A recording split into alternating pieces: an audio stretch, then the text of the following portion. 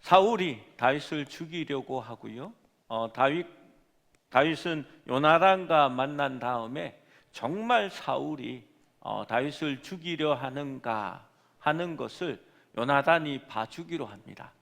그런데 결과는 그의 아버지 사울이 다윗을 죽이려 한다라는 것을 알고 요나단은 다윗과 만나서 그들이 함께 언약을 하고 약조를 하며 심히 울면서 헤어지게 됩니다. 이제 다윗은 급하게 도망을 가야 합니다. 고향집에 가면 그가 붙들릴 것이고 그의 가족들도 죽게 될지 모릅니다. 다윗은 사울 왕으로부터 급하게 도망합니다. 너무 급하게 나왔으므로 먹을 것이 없어서 일단 먹을 것을 구하기 위해 놉 땅의 성소에 찾아갑니다. 거기서 제사장 아히멜렉을 만나게 됩니다. 지도를 한번 보시겠습니다. 지도를 보는 건 놉이라고 하면 기억이 안 남거든요. 그래서 그냥 공간적으로 어느 정도 차이가 나는지 보면 좋겠습니다. 여기가 기브아입니다. 여기 기브아에서 다윗이 놉으로 이렇게 가게 됩니다. 실제로 기브아와 예루살렘은 많이 떨어져 있지 않은 거리입니다. 그리고 놉은 예루살렘에서 약간 동북쪽에 위치한 이 정도면 동북동이라고 얘기해야 되겠지요. 놉으로 가게 되는 겁니다. 여기서 이제 아히멜렉을 만나게 됩니다.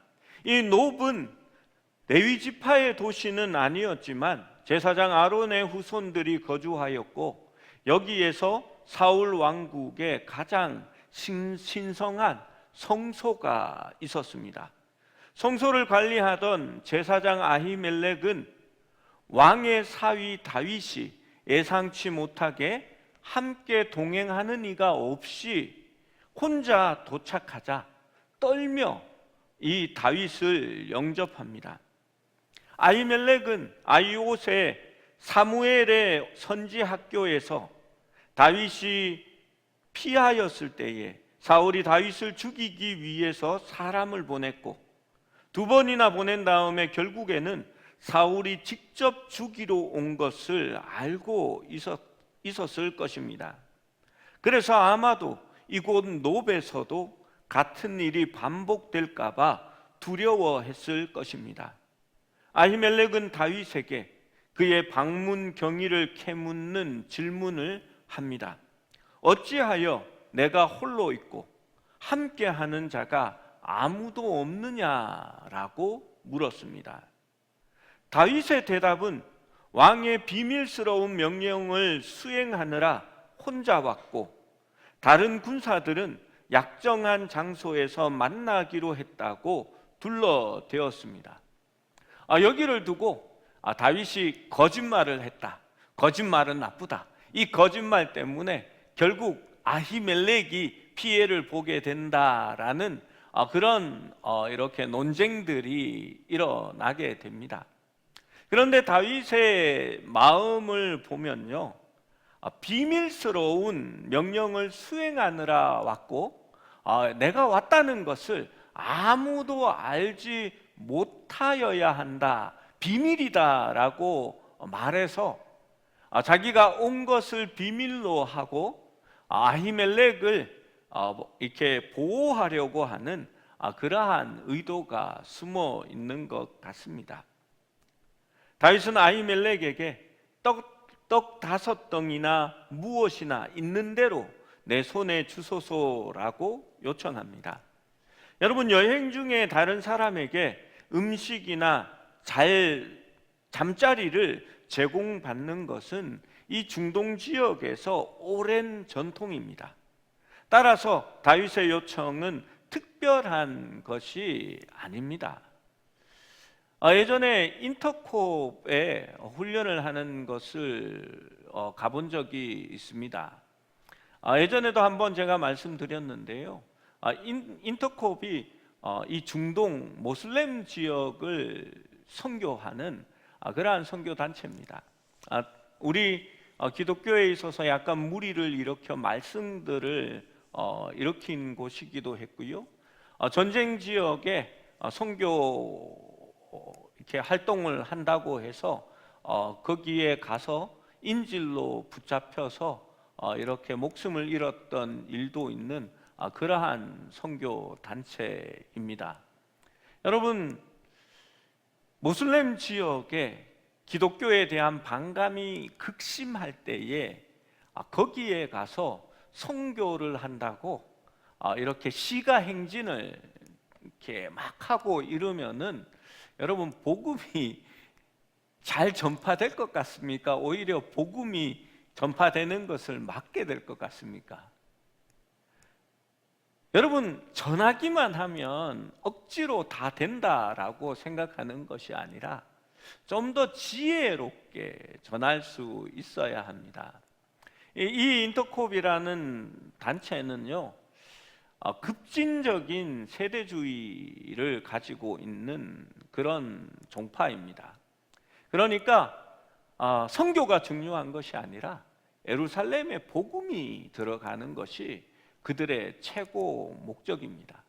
그래서 이전에도 말씀드렸듯이 그들의 구원은 Back to the Jerusalem입니다.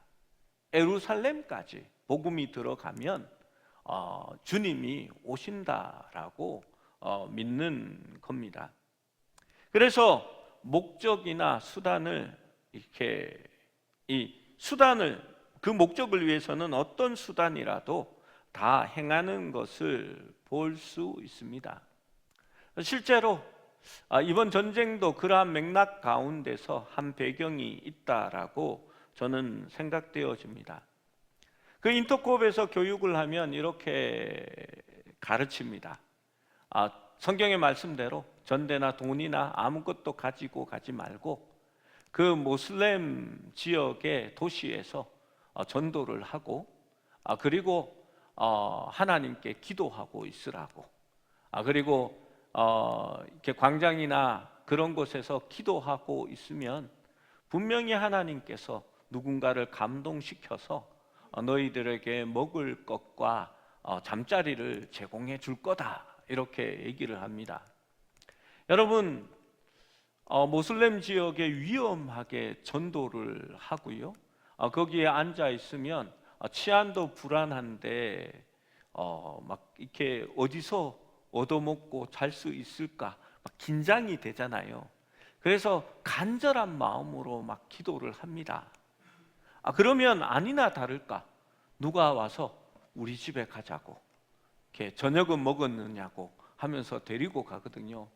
그리고 나중에 돌아오면요, 이 사람들이 눈물을 흘리면서 간증을 합니다. 막 기도했더니 하나님께서 사람을 보내줘가지고 자기 집으로 데려가서 막 대접을 해주고 또 거기에서 잠자리도 제공해주고 우리가 거기서도 복음을 전했다고 막 얘기를 합니다. 여러분, 상당히 위험합니다. 그 사람들은 자기들의 율법이나 경전에 있는 대로 나그네들이 있으면 먹을 것을 제공하고 재워주는 게 그들의 법이기 때문입니다. 여러분, 그것이 하나님의 놀라운 은혜라고 착각하면서 자기들의 그런 이슬람 선교를 어떤 합리화하는 것은 맞지 않습니다. 물론 이슬람의 선교를 해야 되지만 그러한 방법은 오히려 복음을 막는 일이라는 겁니다. 예전에 어떤 선교 단체가 선교하러 갔다가 내나 같은 그런 이렇게 선교하러 갔다가 폭풍이 불어서 강을 건너지 말라라고 이렇게 여객선이 중단시킨 그런 이렇게 상황이었습니다.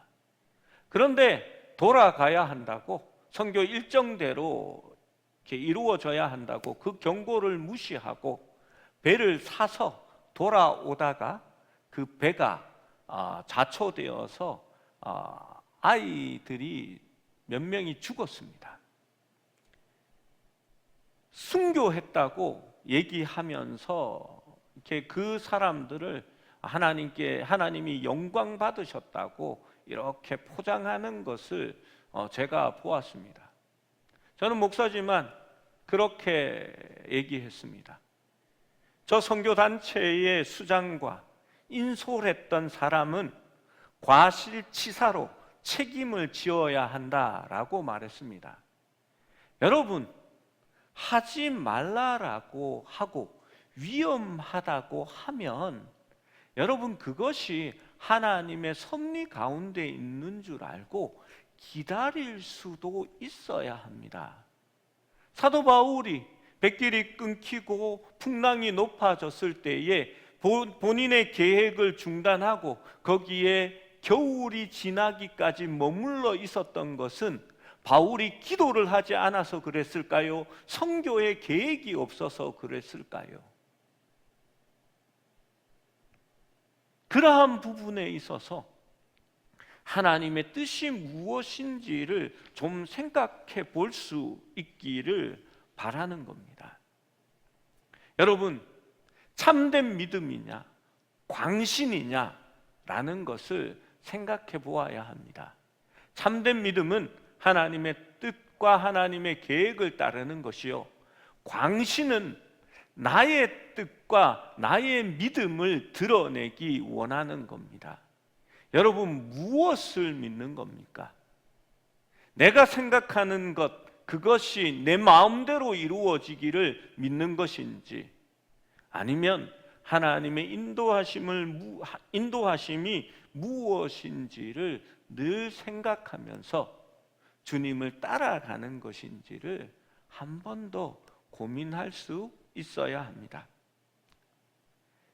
다윗이 떡을 요청하자 제사장은 난색을 표합니다.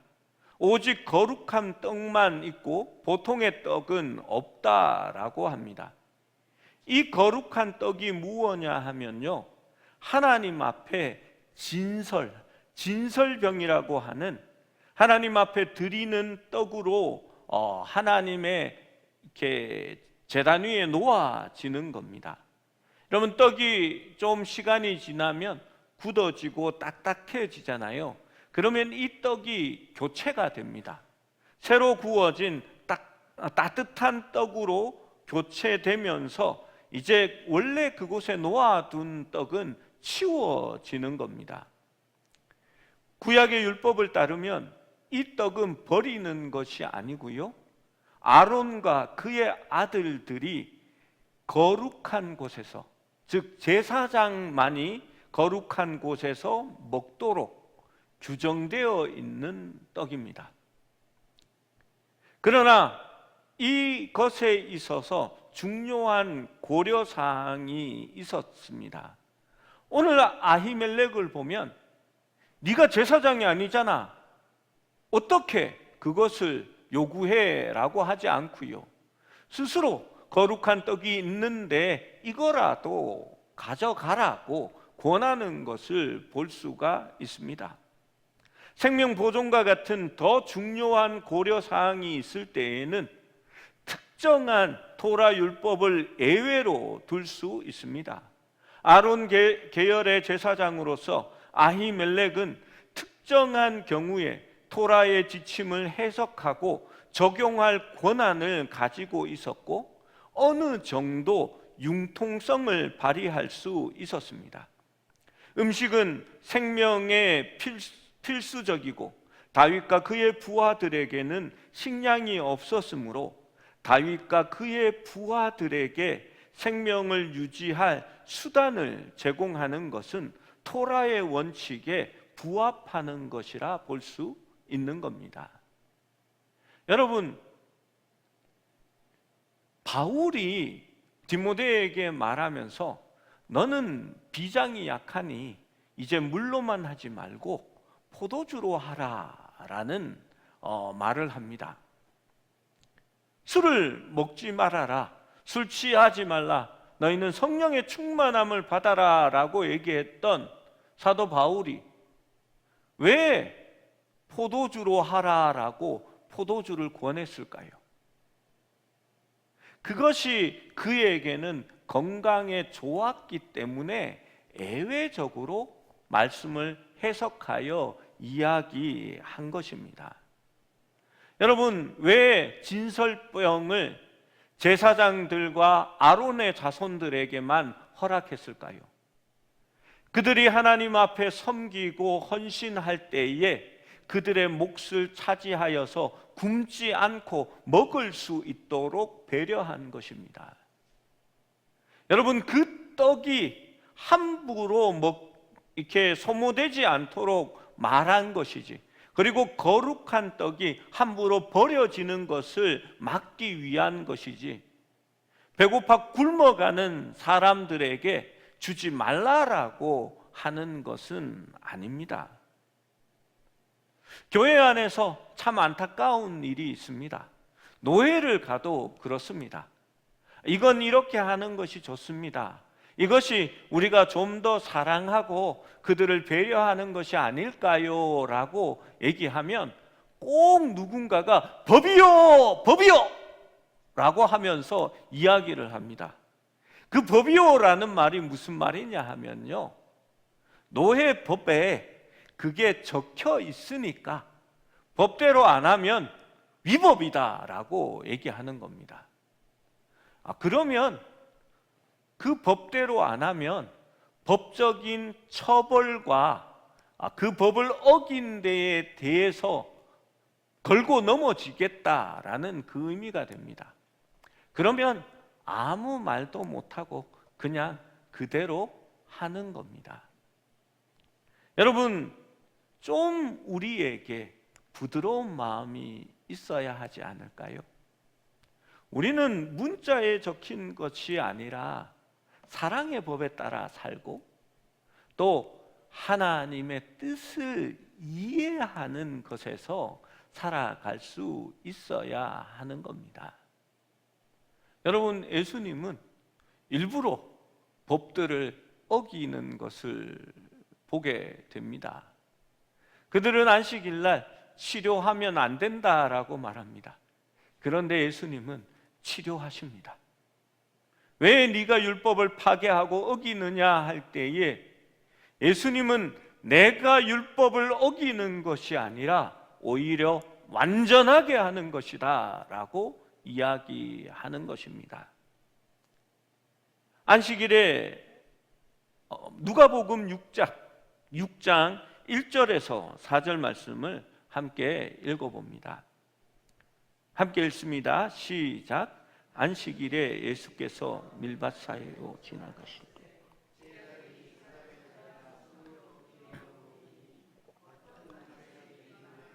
어찌하여 안식일에 하지 못할 일을 하느냐? 예수께서 대답하여 이르시되 다윗이 자기 및 자기와 함께한 자들이 시장할 때에 한 일을 읽지 못하였느냐? 그가 하나님의 전에 들어가서 다만 제사장 외에는 먹어서는 안 되는 진설병을 먹고 함께한 자들에게도 주지 아니하였느냐? 오늘 다윗이 한 일을 예수님께서 예를 들어서 제자들을 변호하고 있는 겁니다. 밀밭 사이를 이렇게 지나갈 때에 제자들이 이삭을 잘라 손으로 비벼서 먹습니다. 이삭을 비벼서 먹는 건 타작하는 행위고 이것은 일임으로 안식일을 범하는 것입니다. 안식일에 하지 못하는 일이다라고 예수님께 항변할 때에 예수님께서 오늘 다윗이 한 일을 예를 드는 겁니다. 다윗이 자기 및 자기와 함께한 자들이 시장할 때에 한 일을 읽지 못하였느냐? 그가 하나님의 전에 들어가서 다만 제사장 외에는 먹어서는 안 되는 진설병을 먹고 함께한 자들에게도 주지 아니하였느냐? 다윗이 유죄라는 걸까요? 아니면 그렇게 할 수 있다고 말씀하는 걸까요? 우리는 여기서 율법의 조항 자체보다도 그 율법을 주신 하나님의 깊은 뜻을 헤아려야 한다는 교훈을 얻게 됩니다. 율법의 자구에 매달리다 보면 숲은 보지 못하고 나무만 보는 오류를 범하기 쉽습니다. 아히멜렉은 다윗과 그의 부하들이 레위인을 위해 마련된 떡을 레위인과 같은 방식으로, 즉 의식적 정결함을 지키는 조건으로 먹을 수 있도록 허락했습니다. 레위인들은 진설병을 거룩한 곳에서만 먹을 수 있었기 때문에 그들은 의식적으로 정결해야만 했습니다. 이에 동의한 다윗은 거룩하게 구별된 떡을 받게 된 것입니다. 여러분, 그러한 의미에서 우리가 어떻게 신앙을 유지하고 살아가야 하는지를 좀 생각해 보아야 합니다. 너무 딱딱하게 그거 안 돼! 라고 이렇게 말하는 사람들이 참 많습니다. 제가 예전에 부목사로 목회하면서 자살한 자녀의 장례를 부탁받은 일이 있습니다. 대부분의 사람들이 자살했는데 무슨 교회에서 장례를 해주냐라고 반대했습니다. 교회법상 그렇게 자살한 사람은 구원받지 못한다라는 그런 말들을 하고 있었습니다. 저는 가서 장례를 치러줬습니다. 교회를 대표해서 간 것이 아니라 그냥 내가 목사로서 개인적으로 집례를 하겠다라고 하면서 갔습니다. 온 성도들도 있었는데요, 제가 부른 것이 아니고 여러분이 사랑으로 온 것이다 라고 제가 누누이 일부러 강조했습니다. 여러분, 구원받았다, 구원받지 않았다라는 것은요, 인간이 판단한 일은 아닙니다. 그건 하나님만이 할 수 있는 일입니다. 십자가에 달린 우편 강도가 예수님 앞에서 한마디 말로 구원을 받게 됩니다.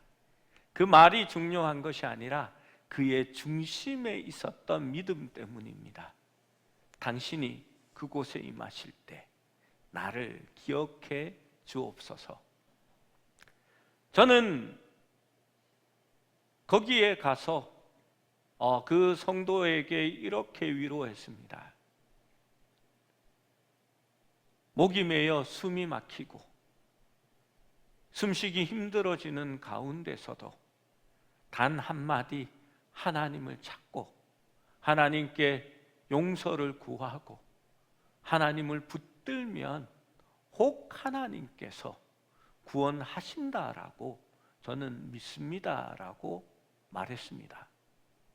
여러분, 그 순간, 그 짧은 시간에 무슨 일이 일어났는지는 아무도 모릅니다. 구원받을 수도 있고 안 받을 수도 있고 회개했을 수도 있고 아닐 수도 있고 하나님 앞에 모든 것을 다시 내려놓고 그의 삶을 하나님 앞에 맡겼을 수도 있습니다. 여러분, 그걸 우리가 판단하는 것은 우리가 하나님 자리에 대신 서는 것과 같습니다. 여러분이라면 어떻게 하시겠습니까? 사랑과 덕을 세우는 것이 더 좋지 않겠습니까? 자식을 잃어, 그것도 정말 좋지 않은 방법으로 잃어서 실망하고 실족하고 슬픔 가운데 무너져 있는 부모에게 네 자식 지옥 같다라고 손가락질하면서 그래서 교회에서 장례도 치러줄 수 없는 거야 라고 얘기하셔야 하겠습니까? 아니요. 저는 절대 주님이 그것을 원하신다 생각하지 않습니다. 그러한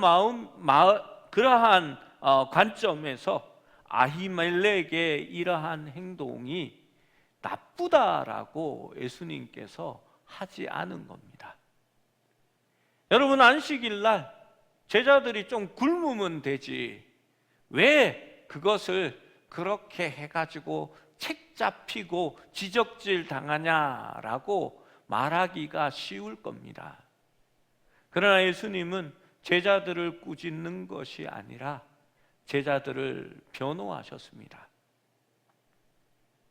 다윗이 그렇게 한 것을 너희가 성경에서 읽지 못했느냐?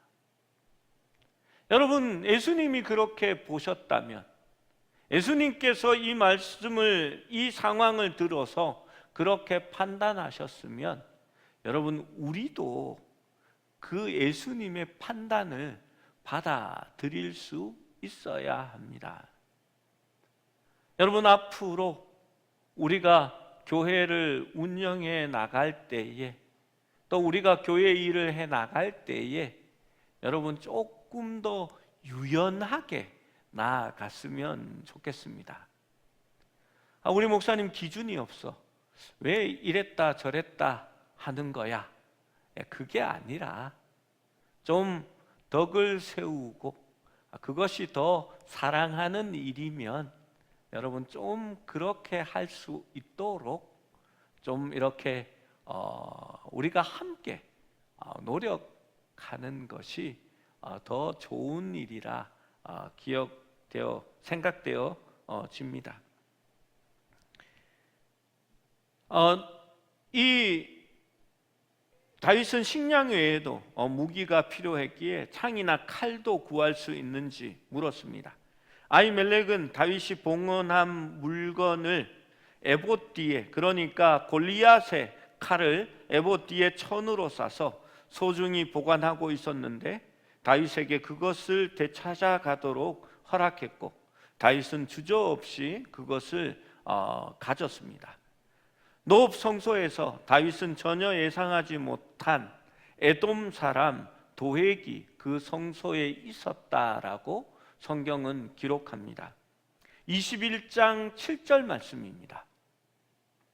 함께 읽어봅니다. 시작. 그날에 사울의 신하 한 사람이 여호와 앞에 머물러 있었는데 그는 도액이라 이름하는 에돔 사람이요 사울의 목자장이었더라. 다윗이 그를 봤다라는 그런 내용은 없습니다.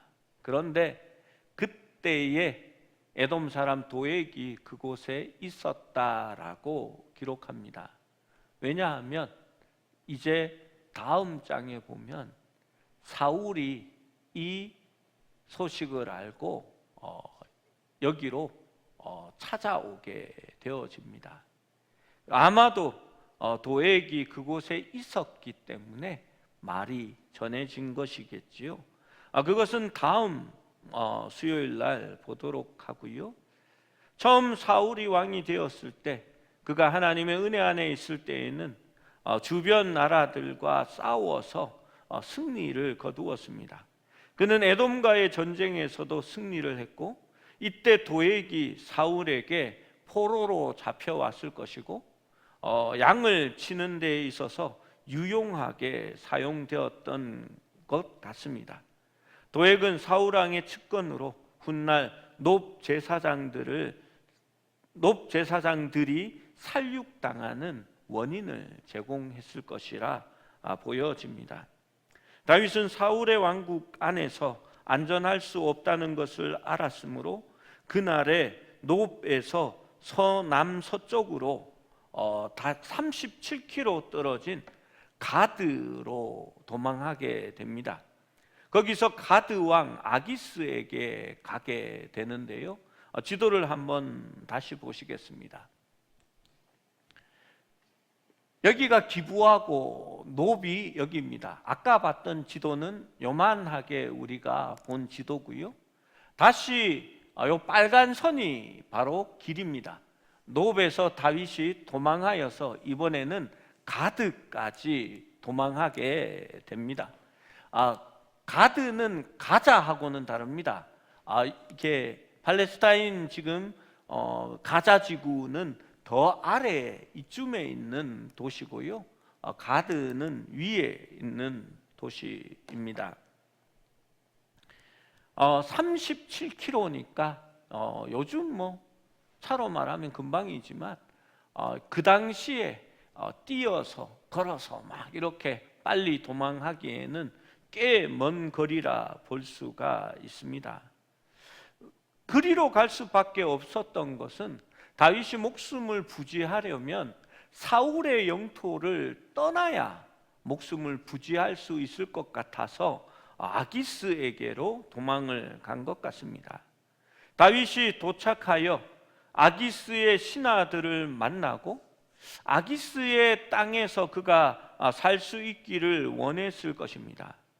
그런데 아기스의 신하들이 다윗을 보고 그 땅의 왕 다윗이라고 알아보고 다윗이 바로 노래와 춤으로 사울이 죽인 자는 천천히요 다윗은 만만이로다라고 칭송받는 그 히브리 민족의 영웅이 바로 이 사람이라고 아기스에게 고하는 것을 듣게 됩니다. 여러분, 이때는 확실하지가 않습니다. 왜냐하면 사진이 있는 것도 아니고요. 뭐 이렇게 똑같은 뭐 현상금 수배 뭐 이렇게 있는 것도 아니잖아요.